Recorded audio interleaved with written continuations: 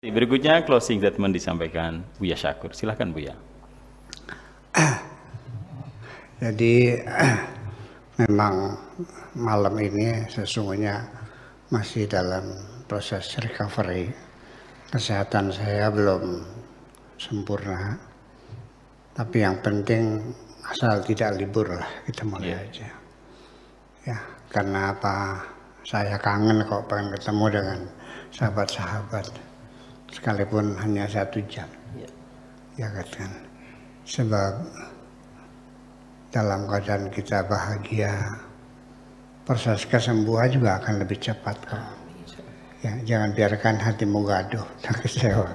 Bahagiakan hatimu. Itu salah satu cara menyembuhkan diri kita sendiri. Nah, pada closing statement ini artinya seringkali kita dari kajian ini menyepelekan orang yang sudah diberi firasat oleh Tuhan itu. Karena kedekatannya dengan Tuhan, dengan kema'rifatannya, dia diberi kemampuan, punya indera keenam yang bisa melihat, menerawang apa yang bakal terjadi. Di tengah-tengah masyarakatnya itu reaksinya beragam. Ada yang disepelekan, ada yang dianggapnya pendusta, dukun palsu, betul nggak? Ya, ada yang saking persanya sebut waliullah dan sebagainya. Ya. Nah itu saya kira persoalan firasat itu tidak menjadi standar. Hanya sebagai indikator saja. Ya, bahwa orang itu sudah kenal Tuhan, dekat dengan Tuhan, dan bisa melihat kedekatan Tuhannya di dalam hatinya sendiri. Ya, melalui proses perawatan, ya, pemeliharaan, kejernihan, kebersihan hatinya yang terus berkesinambungan. Saya kira siapapun akan bisa mendapatkan anugerah semacam itu asal konsisten selalu merawat bagaimana hati kita selalu dalam keadaan damai semacam itu. Ibaratnya begini, ketika air itu mengalir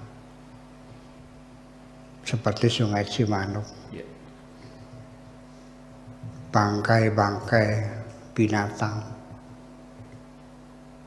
apakah bangkai kerbau, bangkai anjing, bangkai kucing, bangkai tikus, dengan arus yang deras tidak akan membuat air Sungai Cimanuk itu menjadi berbau busuk.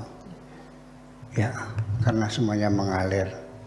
Nah, otak seperti itu tuh otaknya para ulama yang aktivitasnya sehari-hari.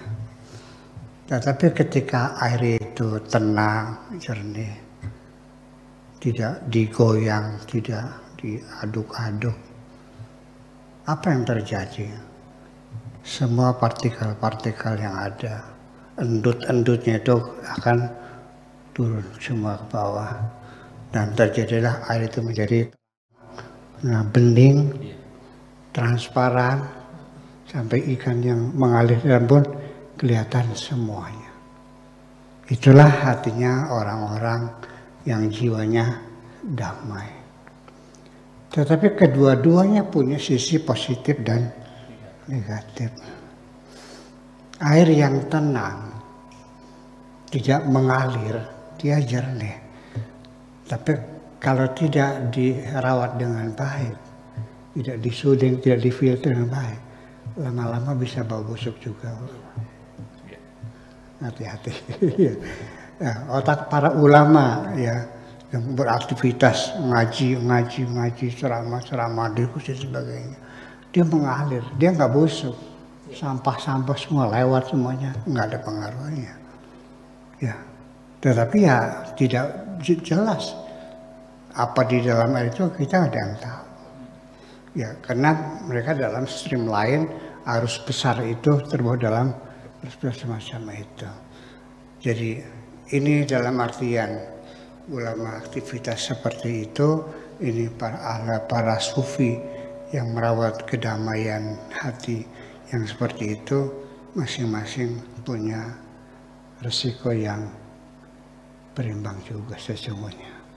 Tinggal Anda memilih bagaimana kira-kira airnya deras mengalir tapi tanpa ada bangkai-bangkai dan airnya jernih, bagaimana caranya terserah Anda. Terima kasih.